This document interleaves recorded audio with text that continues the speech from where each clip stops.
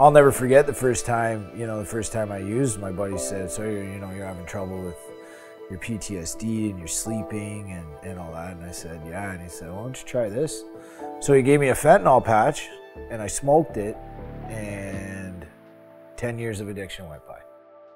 I've been clean now, it'll be 2 years, March 23rd. I had a good family life. My mom and dad were, they were great parents. I couldn't ask for two better parents.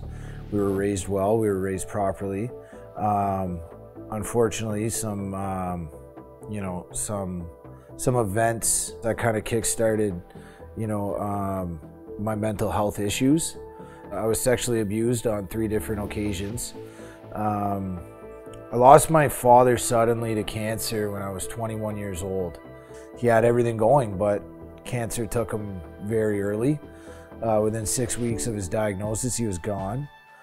When that happened, I started to dabble into partying. I started partying hard, started selling cocaine, just started rebelling in general because I didn't have that solid father figure in my life anymore.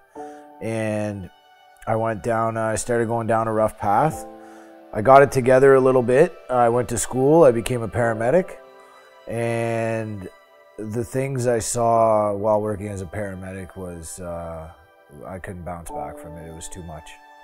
Within 6 weeks, I started shooting up all kinds of stuff. I was shooting up hydromorphs. I was shooting up cocaine, meth, whatever.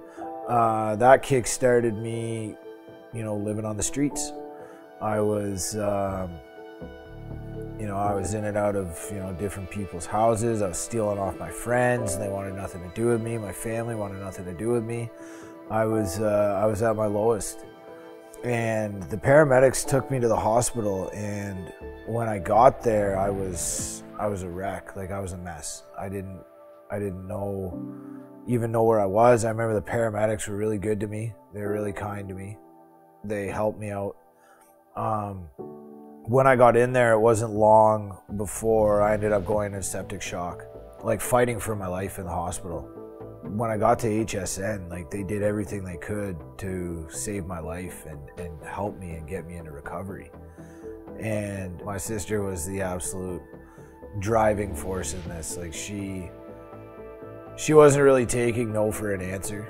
And having a life and death situation like that, and knowing, like, this is it, like, I just can't live like this anymore, made a massive difference. Like, I saw what it was doing to my family. I saw what it was doing to, my nephews.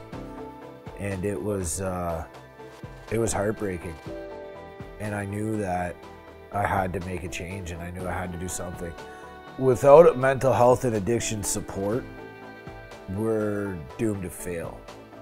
Because how else are we gonna fight this, this awful disease of addiction without proper mental health and addiction support? Like, this is absolutely fundamental, because there's people dying out there every single day. I wouldn't go back, because I would not trade the life I have now for anything else. Not a chance. What I have now is beyond anything that I could ever ask for. There is no such thing as no hope. There's no such thing as it can't happen or it won't happen, because I was one of the worst.